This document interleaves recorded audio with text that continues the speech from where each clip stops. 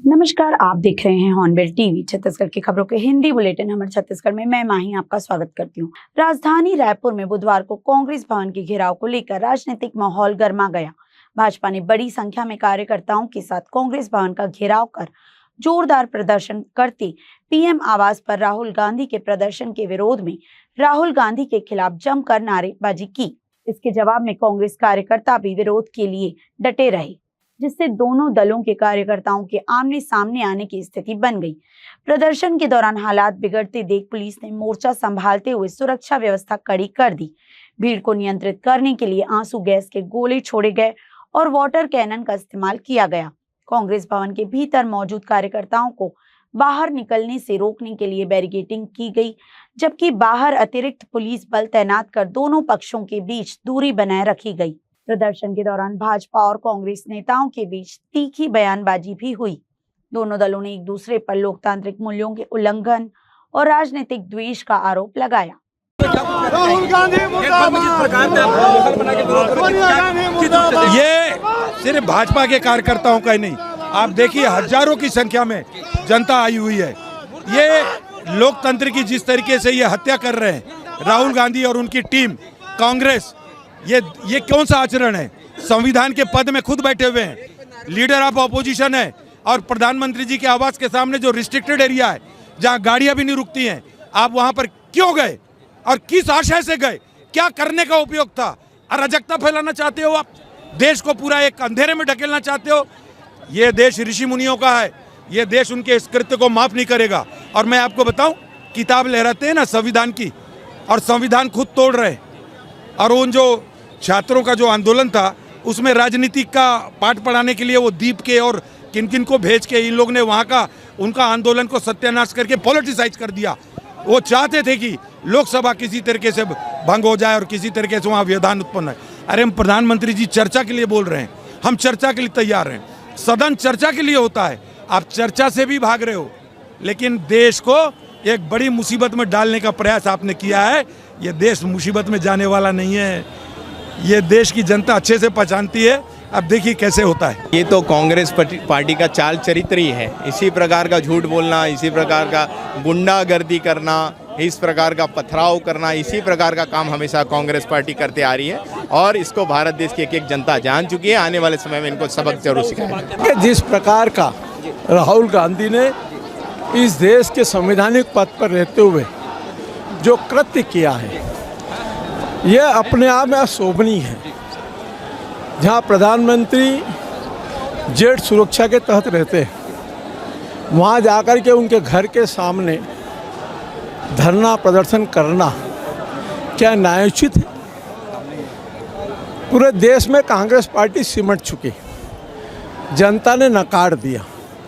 उसके बाद में भी जिस प्रकार का अराजकता का वातावरण कांग्रेस पार्टी बना रही है, उसके खिलाफ में हम सांकेतिक प्रदर्शन करने आए थे। लेकिन जिस प्रकार से कांग्रेस के लोगों ने वहाँ से पत्थरबाजी, पानी की पाउच फेंकने का जो काम किया है, वो निंदनीय है। हम अपने कार्यकर्ताओं को समझा रहे हैं कि अपने संविधान दायरे में रहें, लेकिन जिस प्रकार से अभी भी कुछ लोग जिस उग्रवाद के तहत वो हरकत कर रहे हैं, हम उसका उत्तर दे सकते हैं। लेकिन हम नहीं चाहते कि संविधान के पदों पर रहते हुए जिस प्रकार की राहुल गांधी ने गलतियां की, ये हमारा साधारण कार्यकर्ता भी गलती करे। ये मिर्ची बम हमारे शांतिपूर्वक रूप से हम यहाँ खड़े हुए थे। भाजपा के लोग आकर नारेबाजी के साथ साथ पत्थर फेंकना, पानी पाउच फेंकना, छत्ता फेंकना, हर प्रकार से वो काम किए जो भड़काने का। फिर भी हमारे लोग पूरे नियंत्रित थे। पुलिस वालों ने उन पर कार्रवाई करना छोड़कर हमारे लोगों पर कार्रवाई की। मिर्ची बम फेंका गया। 8 से 10 हमारे साथी कार्यकर्ता घायल हुए हैं, पदाधिकारी घायल हुए हैं। और ये दिखता है कि लोकतंत्र की हत्या कैसे की जाती है, इसका उदाहरण यहाँ दिखना पड़ रहा है। बाजू में अस्पताल है, 2-2, 3-3 अस्पताल है। भाजपा के मंत्री आके यहाँ बैठे हैं, प्रदर्शन कर रहे हैं। भाजपा के पूरे तमाम मंत्रिमंडल यहाँ बैठा हुआ है। थोड़ी भी शर्म नहीं है उनको। सरकार उनकी है, वो प्रदर्शन कर रहा है कांग्रेस कार्यालय में, जबकि उनको प्रदर्शन करना चाहिए, उनको विरोध करना चाहिए मोदी जी का। जो मोदी जी ने बच्चों को मारा, हमारी लड़ाई बच्चों के उस सम्मान को लेकर है जिसके तहत हजारों की संख्या में बच्चों को मारा गया, उनके साथ उत्पीड़न किया गया, उनको छोटे छोटे 14-12 साल के बच्चों को मारा गया, 70-80 साल के बुजुर्गों को मारा गया। उसकी लड़ाई राहुल गांधी दिल्ली में लड़ रहे हैं, कांग्रेस पार्टी यहाँ लड़ाई लड़ रही है और ये लड़ाई को कहीं ना कहीं ध्यान भटकाने के लिए भाजपा प्रयास कर रही है। इसमें कई गुंडे ऐसे भाजपा आरएसएस के कार्यकर्ता को भी पुलिस के ड्रेस में लाकर ये लोग रखे हुए दिख रहा है हमको, वो लोग आगे आके उनको मदद कर रहे हैं। ये बड़ी सनसनीखेज बात है। यहाँ का वीडियो निकाल दिया जाए, पहले कौन किसने पानी पाउच और पत्थर फेंकना चालू किया सब दिख जाएगा। पत्थरबाजी से लेकर सब कुछ करने का काम भाजपा के लोगों ने किया है। हमारे लोग शांतिपूर्ण आंदोलन कर रहे थे, हम रुके हुए थे कि कोई हमारे परिसर में ना आ सके, लेकिन वो लोग जो कर रहे हैं वो जानबूझ के भड़काने का काम किए हैं। अब आज पूरे मंत्रिमंडल को लेकर जब आज दादागिरी करने आए हैं, ये साबित करता है कहीं ना कहीं भाजपा सरकार डरी हुई है। रायपुर में कांग्रेस कार्यालय का घेराव करने उप मुख्यमंत्री अरुण साव भाजपा कार्यकर्ताओं के साथ शंकर नगर पहुंचे और विरोध प्रदर्शन में शामिल हुए। रायपुर के शंकर नगर में भाजपा ने कांग्रेस के खिलाफ प्रदर्शन किया। इस दौरान उप मुख्यमंत्री अरुण साव ने कहा कि प्रधानमंत्री आवास के घेराव का आह्वान लोकतांत्रिक परंपराओं के विपरीत है और इससे गलत संदेश जाता है। उन्होंने कहा कि संवैधानिक पदों और संस्थाओं का सम्मान हर जनप्रतिनिधि की जिम्मेदारी है। जनसभा के बाद साव ने कार्यकर्ताओं के साथ कांग्रेस कार्यालय का घेराव किया और नारेबाजी की। साव ने दोहराया कि लोकतंत्र और संविधान की गरिमा बनाए रखना सभी का दायित्व है। भाजपा लोकतांत्रिक मूल्यों की रक्षा के लिए हमेशा प्रतिबद्ध रहेगी। कल आंदोलन के नाम पर जो कुछ भी राहुल गांधी ने किया है वो पूरी तरह असंवैधानिक, अमर्यादित आचरण है। लोकसभा में नेता प्रतिपक्ष जैसे संवैधानिक पद पर होते हुए जो उन्होंने कल आचरण दिखाया, आंदोलन का जो तरीका अपनाया, आंदोलन का जो स्थान तय किया, वो पूरी तरह से असंवैधानिक, अमर्यादित और अराजकतापूर्ण स्वभाव का परिचायक है। राहुल गांधी लगातार अपने आप को देश और संविधान से ऊपर समझकर जो अमर्यादित आचरण लगातार कर रहे हैं, देश में अराजकता पैदा करने की लगातार वो कोशिश कर रहे हैं, ये अत्यंत दुर्भाग्यजनक है। सबसे पुरानी राजनीतिक दल के नेता और लोकसभा में नेता प्रतिपक्ष जैसे गरिमामय दायित्व का न केवल वो अवमूल्यन कर रहे हैं, उसकी गरिमा को भी राहुल गांधी लगातार तार तार कर रहे हैं। ये बहुत दुर्भाग्यजनक है। ऐसा आचरण लोकतंत्र में, संवैधानिक देश में बिल्कुल भी अक्षम्य नहीं है और इसकी जितनी निंदा की जाए कम है। वेतन विसंगति और निजीकरण के विरोध में स्वास्थ्य कर्मचारियों ने अपनी मांग को लेकर सांकेतिक धरना प्रदर्शन कर शासन प्रशासन तक अपनी आवाज बुलंद की। इस दौरान सैकड़ों की संख्या में बरसते पानी में कलेक्ट्रेट पहुंच सौंपा ज्ञापन। छत्तीसगढ़ प्रदेश स्तरीय संघ के बैनर तले बुधवार को सैकड़ों की संख्या में स्वास्थ्य कर्मचारियों ने निजीकरण और वेतन विसंगति का विरोध किया। इस दौरान उन्होंने अपनी सेवाओं के माध्यम से दी जाने वाली सुविधाओं को अनुचित बताया। इस कड़ी में आज सांकेतिक धरना प्रदर्शन कर सभी स्वास्थ्य कर्मचारियों ने अपना आक्रोश जताया। साथ ही उन्होंने इस पर प्रशासन का ध्यान आकर्षण करते हुए कहा कि अगर हमारी बात को गंभीरता से नहीं लिया जाएगा तो आगामी दिनों उग्र आंदोलन किए जाने की बात कही। निजीकरण एक ऐसा चीज़ है जिसपे कर्मचारी तो प्रभावित हो ही रहा है, साथ साथ आम जनता भी प्रभावित हो रही है। जैसे हमारे बच्चे, पब्लिक के बच्चे जो पढ़ लिख के आगे आ रहे हैं, उन लोग को फिर नौकरी मिलने में तकलीफ होगी। और हो ये रहा है कि अभी गवर्नमेंट ने एक निर्देश जारी किया है कि दूसरे स्टेट से आने वाले को रजिस्ट्रेशन की जरूरत नहीं है। चाहे टेक्निकल स्टाफ हो चाहे चिकित्सा स्टाफ हो, उनको रजिस्ट्रेशन की जरूरत नहीं है, डायरेक्ट उनको भर्ती दिया जा रहा है, जो कि सरासर अनुचित है। तो हम चाहते हैं निजीकरण प्रथा बंद हो और यहाँ के जो बेरोजगार युवक हैं जो टेक्निकल ट्रेनिंग कर चुके हैं उनको नौकरी दिया जाए, ना कि बाहरी लोग को। आज अपने जिला प्रशासन हमारे प्रांतीय महासमिति की बैठक हुई थी 12/7 को, जिसमें निर्णय ले लिया गया है। भी प्रथम चरण है ये हमारा सिर्फ ज्ञापन देने का। अगर इसमें हमारा मांग पूरा नहीं होता तो चरणबद्ध रूप से हमारा आंदोलन जारी रहेगा। आगे चल के अनिश्चितकालीन हड़ताल भी होगा, भूख हड़ताल भी होगा। निजीकरण स्वास्थ्य विभाग में 2018 से हो चुका है। आज हमारे अस्पताल में एनजीओ के माध्यम से साफ सफाई हो रही है। ये पहले हमारे स्वास्थ्य कर्मचारी लोग करते थे। आज किचन भी हमारे हाथ से निकल गई। यहाँ पे हमारे कुक्स वगैरह अपॉइंटमेंट होते थे। निजीकरण तो शुरुआत हो चुका है, लेकिन अभी हम जाग रहे हैं। इसका पुरजोर विरोध करते हैं। ये नियमता सही नहीं है। इसमें नियमित कर्मचारी की भर्ती मार खा रही है। दूसरी बात, निजीकरण में जो एनजीओ आ रहे हैं 5,000 6,000 में उनको वेतन दे रहे हैं। एक प्रकार का श्रम शोषण कर रहे हैं और श्रम कानून का उल्लंघन कर रहे हैं। शासन प्रशासन इसमें संज्ञान लेना चाहिए।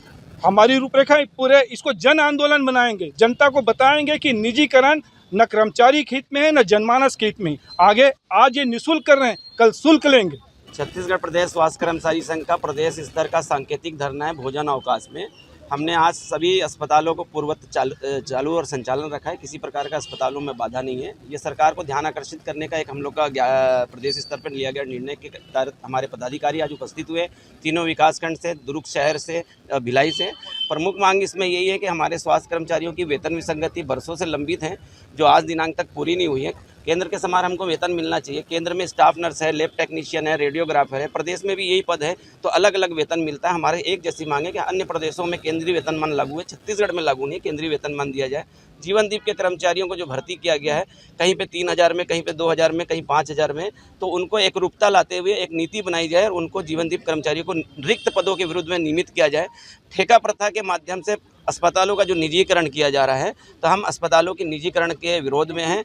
आने वाले बच्चे, नौजवान जो हमारे अन्य कैडरों में हमारी जो लैब टेक्नीशियन की, फार्मेसी की, जिस भी कैडर की तैयारी कर रहे हैं, प्रशिक्षण प्राप्त कर रहे हैं, आने वाले समय में नियमित पदों पे उनको भर्ती नहीं किया जाएगा, बल्कि जो ठेका प्रथा की जो कंपनियां हैं उनको न्यूनतम वेतनमान पे रखेगी। और शासन का एक मापदंड है कि इस पद की इतना वेतनमान होना चाहिए। जैसे कि 7वां वेतनमान है, 6वां वेतनमान है, अभी 8वां वेतनमान आने वाला है, तो शासन उन पदों को स्वीकृत करती है कि इस पद का आदमी इतनी क्वालिफिकेशन के साथ इस पद पे इतना वेतनमान होगा।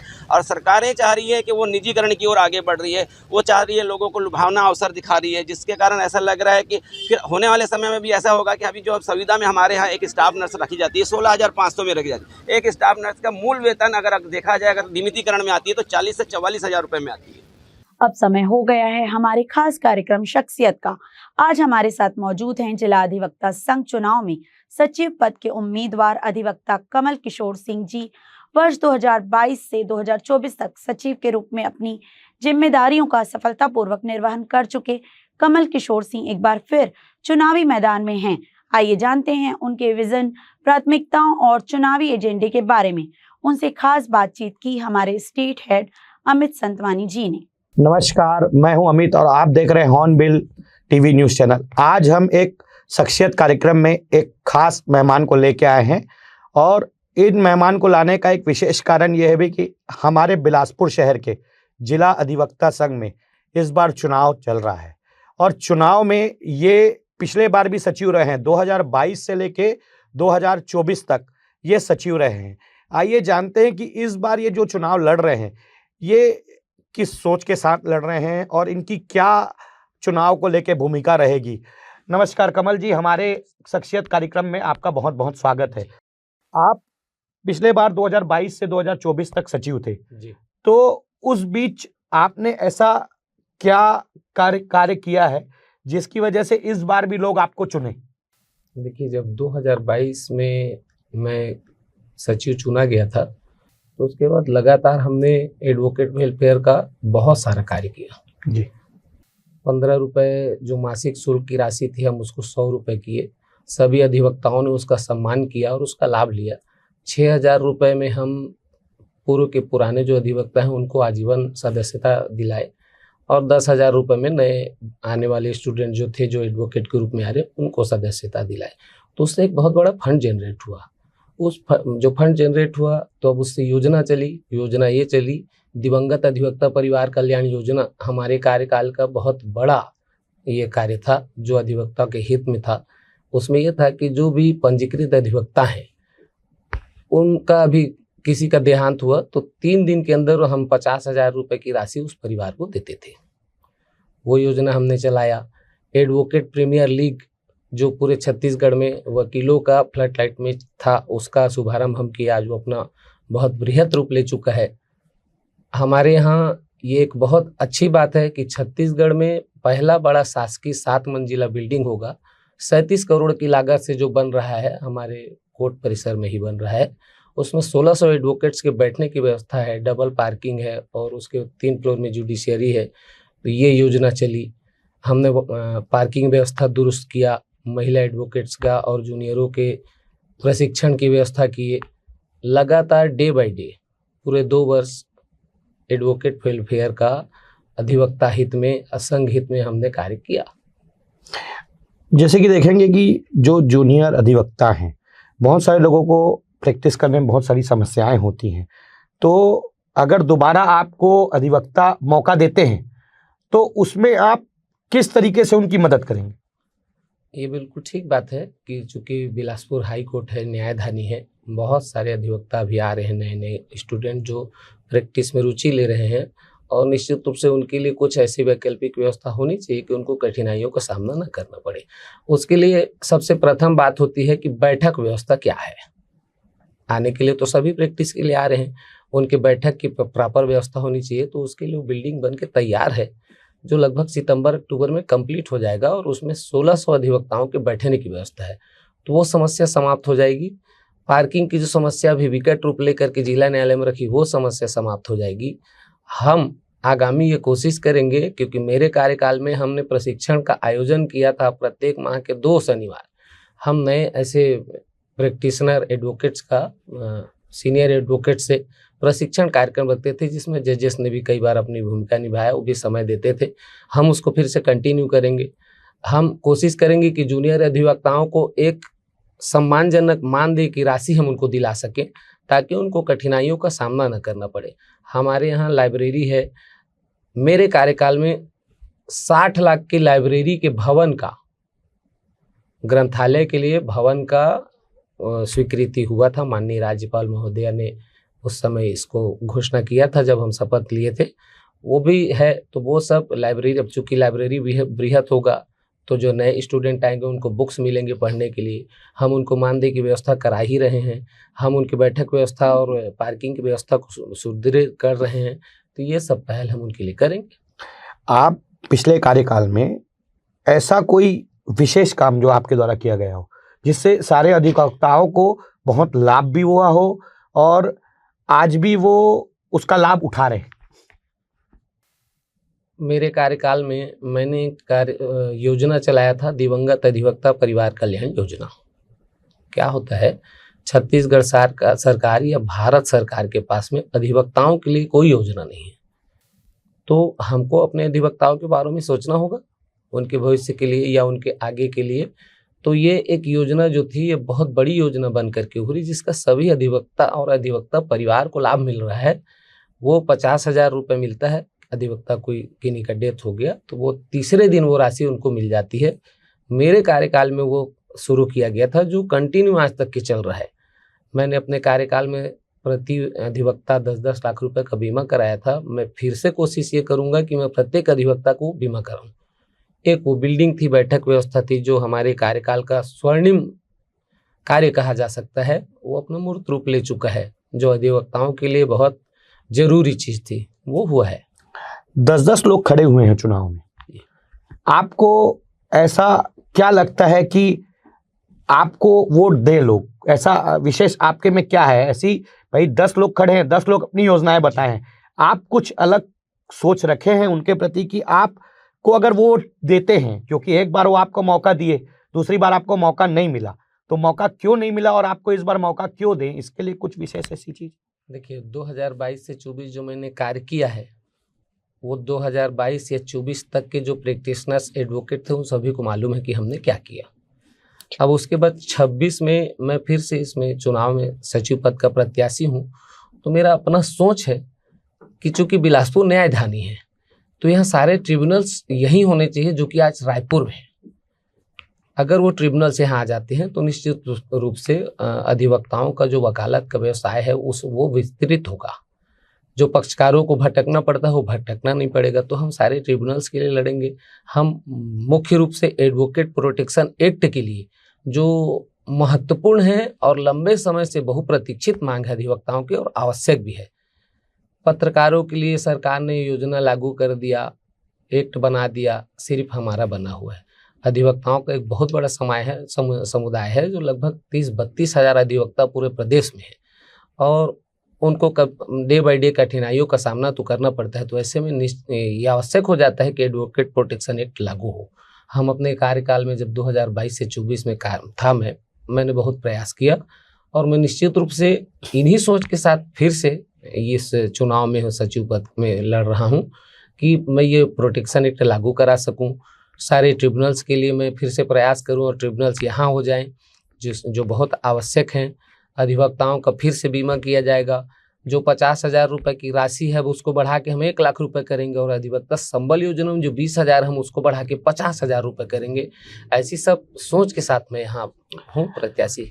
आपके जिला न्यायालय में महिलाओं के लिए वॉशरूम की बहुत तकलीफ है, जिसको लेके आपके द्वारा कुछ ऐसी सोच है दिमाग में कि अगर आप चुनाव जीतते हैं तो सबसे पहले, क्योंकि ये एक बहुत बड़ी समस्या है जिसको देखा जाए, तो क्या इसके लिए कुछ विशेष प्लानिंग आपके दिमाग में है कि अगर आपको मौका मिलता है तो उन महिलाओं के लिए क्या आप कुछ अच्छी व्यवस्था करने का प्रयास करें? देखिए, ये बिल्कुल सही बात है कि हमारे यहाँ जिला न्यायालय परिसर में या संघ में इसकी बड़ी दिक्कत तो थी।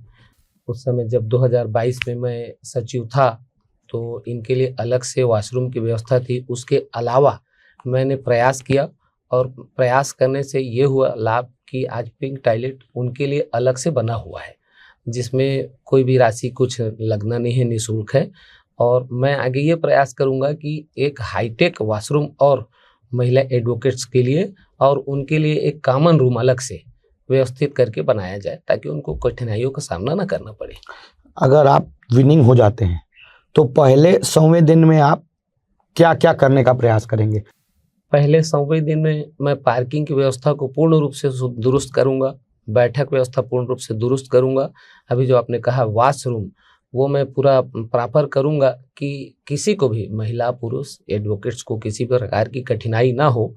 और जो कमिश्नर का कार्यालय कोनी स्थापित कर दिया गया है, जो कि 80% एडवोकेट हैं जो सिविल और रेवेन्यू का प्रैक्टिस करते हैं और उनको दूरी और भीड़ का सामना करना पड़ता है, तो कठिनाई हो रही है, तो हम 100वें दिन में ये प्रयास करेंगे कि वो कमिश्नर ऑफिस वापस यथास्थान फिर से संचालित हो।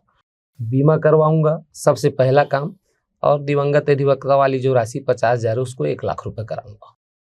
आप अपने पिछले कार्यकाल को क्या अंक देना पसंद करेंगे 10 में से? देखिए, अंक देने वाला मैं कौन होता हूँ। अधिवक्तागण ने 2022 में मेरे ऊपर विश्वास किया और मुझे प्रतिनिधि बनाया, तो मैंने जो अधिवक्ता हित महसूस किया, जो सोचा, मैंने वो कार्य किया। तो ये अंक तो अब अधिवक्ता ही देंगे। और ये अभी तो चुनाव का समय है और मैं भी चूंकि खुद प्रत्याशी हूँ, तो मैं तो सभी अधिवक्तागणों से यही निवेदन करूंगा कि आप 2022 से 2024 के कार्यकाल का आकलन करिए और 24 से 26 का आकलन करिए और उसके बाद आप खुद ही मेरे को अंक दीजिए, तो ये अधिवक्तागण अंक देंगे। इस पे मैं कुछ विशेष रूप से नहीं कहना चाहूँगा। एक सवाल और करना चाहूँगा मैं आपसे कि आपका अधिवक्ताओं को लेके कुछ नया विजन जिसके बारे में आप बताना चाहें। हाँ, अब नया विज़न ये है कि मैं पूरे ट्रिब्यूनल्स के लिए तो निवेदन करूँगा, ज़रूरत पड़ी तो आंदोलन भी करूँगा। मैं निवेदन सरकार से ये भी करूँगा कि आपने सभी समुदाय के लोगों को भूमि आवंटन किया है, मकान बना के दिया है, तो अधिवक्ताओं का समुदाय क्यों अछूता रहे। तो मैं अधिवक्ताओं के लिए भी चाहूँगा कि उनके लिए एक आवासीय कॉलोनी बने, ये मैं उसके लिए प्रयास करूँगा। अधिवक्ताओं के हित में और उनके सुख दुख में मैं 2022 से 24 जब था पदाधिकारी सचिव था, तब तो मैं बिल्कुल डे बाय डे खड़ा हुआ, उसके बाद भी खड़ा होता रहा और आगे भी खड़ा होता रहूँगा। ये विजन है, अधिवक्ता हित विजन है। सबसे ऊपर अधिवक्ताओं का हित है। अधिवक्ताओं का मान सम्मान गौरव बराबर बना रहे और बार और बेंच के बीच में बेहतरीन तालमेल हो, ये मेरा विजन है। नई सोच के साथ कुछ आप हमारे दर्शकों को अपील करेंगे और अपने अधिवक्ताओं को भी अपील करेंगे, क्योंकि हमारा चैनल तो पूरा देश देख रहा है, तो मैं आपसे चाहूँगा कि हमारे चैनल के माध्यम से आप चाहें तो अपने अधिवक्ताओं को अपनी बातों के लिए अपील कर सकते हैं और अपने वोट के लिए अपील कर सकते हैं। मैं अपने सम्मानित अधिवक्तागणों को सादर प्रणाम करते हुए मैं ये कहना चाहता हूँ कि ये बहुत स्वर्णिम समय है। आप सभी अधिवक्तागण मतदान आवश्यक रूप से करें और एक सशक्त और मजबूत प्रतिनिधि चुनें जो संघ हित की सोच रखता हो, जो अधिवक्ता हित की सोच रखता हो, जो अधिवक्ता संघ को आगे बढ़ाए और सारे अधिवक्ताओं को प्रोटेक्ट करके चल सके। क्योंकि मैं भी प्रत्याशी हूँ, मैं अपनी सोच के साथ इस मैदान में हूँ, चुनाव मैदान में। आप सभी को पता है कि मैंने 2022 से 24 क्या किया था और 26 में मेरी योजना या मेरी सोच क्या है। तो आपको लगता है अगर ऐसा कि मेरी योजना जो है या मेरी सोच जो है वो आपके हित में है, क्योंकि मेरे को तो लगता है कि आपके हित में है, इसलिए मैं ये निवेदन करता हूँ कि अगर आपको लगता है तो आप मुझे एक अवसर और प्रदान कीजिए। ये थे हमारे साथ कमल सिंह जी, अभी सचिव पद के मैदान पे हैं। आगे फिर इनसे फिर मुलाकात करेंगे एक नई शख्सियत के साथ। ना धन्यवाद। Amit Santwani, Hornbill TV news channel. आज के बुलेटिन में बस इतना ही। मुझे दीजिए इजाजत। देखते रहिए हॉर्नबिल टीवी।